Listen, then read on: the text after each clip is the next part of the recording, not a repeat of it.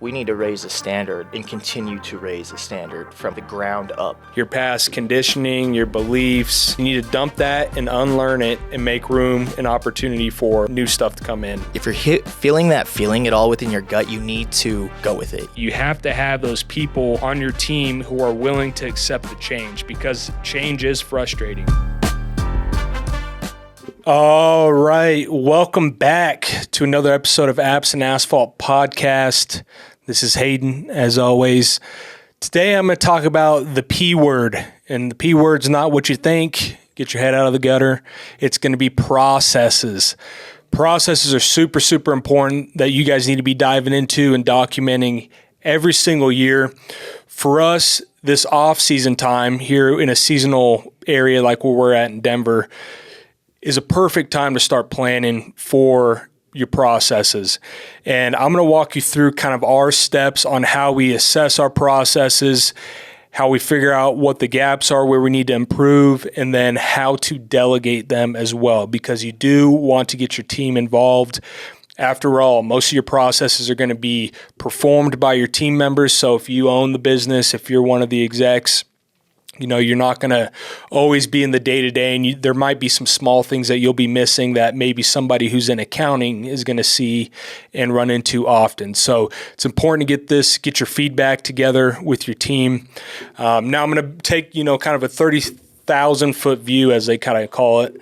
What I do as my role being a COO of our paving company is I always need to point our team in the direction that they need to go, right? And so I have a vision. I have a vision of how I want things to look, how I want things to run.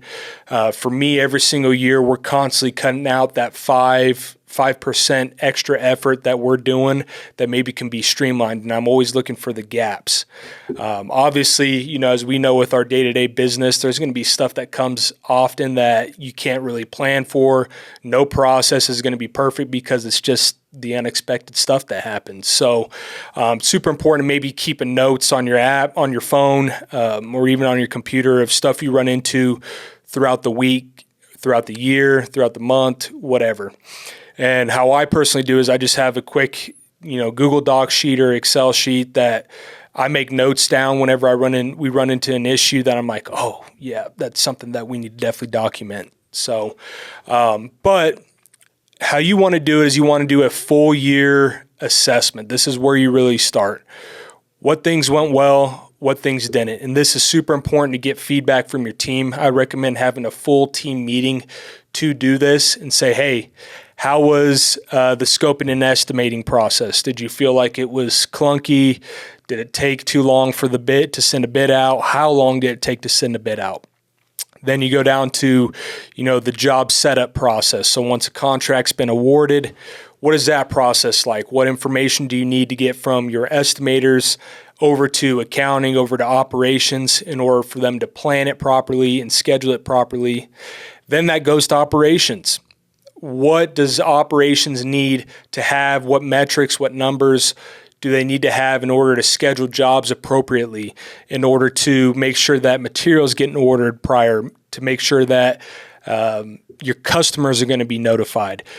There's all kinds of different processes that you need to think through, but I would encourage you to go department by department to really figure out, okay, where is the improvements?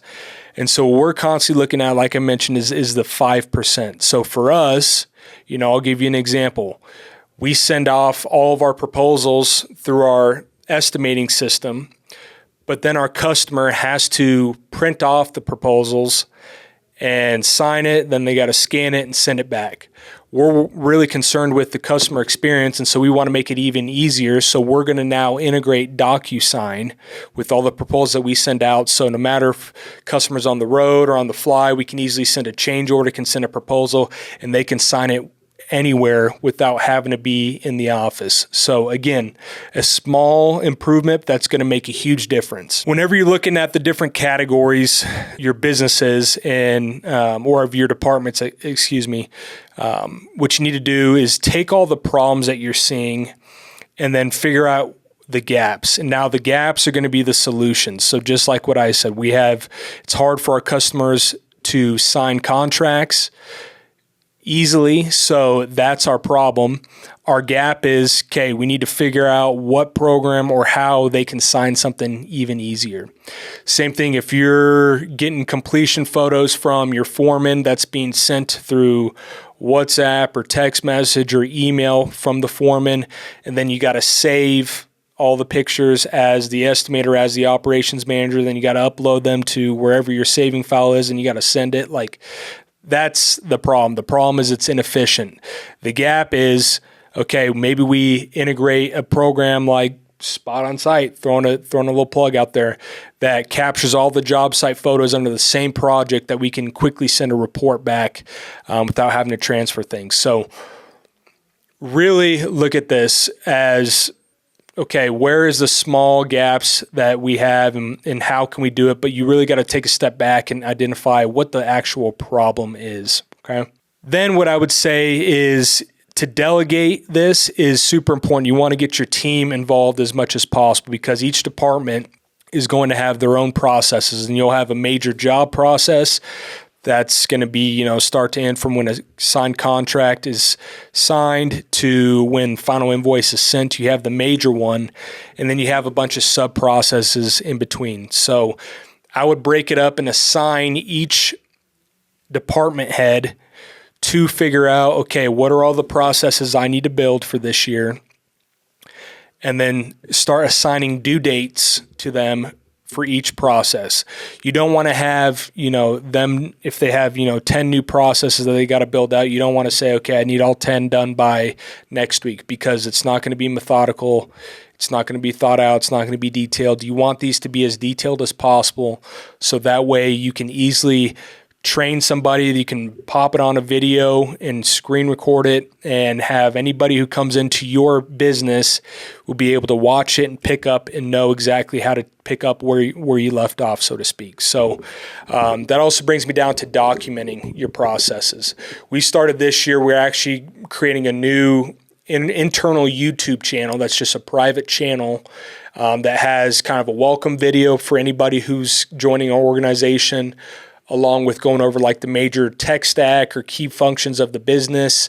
And then each department as well is going to have their own recorded videos for step-by-step instructions on your day-to-day detailed processes. So I'll continue to use sales and estimating. So how to create a site map, what colors do we use for a site map, how to create an opportunity, how to send a proposal, how to follow up on a proposal, how to scope a job.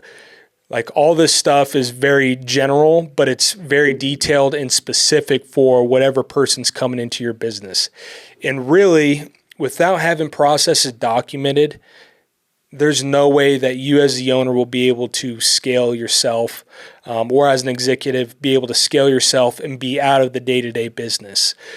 We really started focusing on process documentation and improvement probably 3 years ago.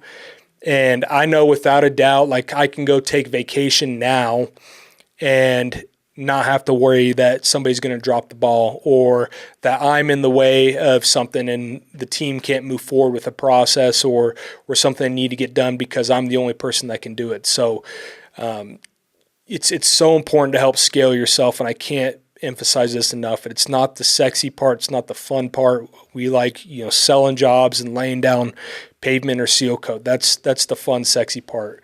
The not sexy part is sitting there and having to use your brain a lot more to be creative and be detailed in documenting these processes. So look at your time as a higher up and see, okay, where can I set aside time in my day-to-day to start figuring out these kind of details that I need to start ironing out. But also stuff that you are doing and that you are in the way of, being like you're a roadblock for something, like POs can't get approved unless you approve it. That's a problem, because again, if you're on vacation, if you're in Miami and you're hanging out with your family and you're getting text messages saying, hey, we need you to approve this PO because the subcontractor is going to be out there doing work for us tomorrow, like, that's a problem as well. So really step back and think about, okay, what am I maybe controlling and hanging on to too tight that I couldn't delegate. And for me, that's my biggest problem, honestly, is task delegation. Like, I want to feel like I'm Superman and can do it all, but honestly, like, when you have a good team in place, your team is going to be willing and able to take on more of what the stuff that you're doing.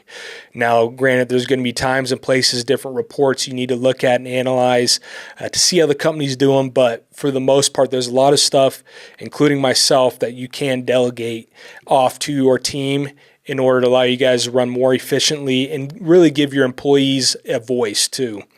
Us involving our employees in the process building instead of me saying, hey, this is how we're going to do it. It's cut and dry, no ifs, ands, or buts. Like, that doesn't go over very well. But if I get everyone's feedback, we make the adjustments and then agree upon it together as a new established process, then everyone knows, okay, we all agreed on this mutually. If I drop the ball here and I don't do my step in the domino effect, then it's my fault here. So really leverage your team to build this out, assign them tasks, have your monthly meetings with your team to check on your progression. And we've run into this a lot too, is even with your goals, right? Your goals, you have, your revenue goal, you have your sales goal, you have your maybe cash receivables goal per month. Like, look at goals on a what's determined as a year goal, and then what can be broken down into maybe a monthly goal, what can be broken down into quarterly goals, weekly goals, etc. So you should always start with the end in mind and work backwards. And we've talked about this before, we run a very transparent business. So we know, what net profit we're shooting for. Everybody knows that. Everybody knows what revenue we need to hit. Everyone knows what sales needs to hit as well. So we're all on the same page and we're shooting for the same goal. So really involving your team in this process building, recapping, planning is going to be super, super, super important. Can't emphasize it enough. So work on your P words, work on your processes, and let's make 2025 the best year yet.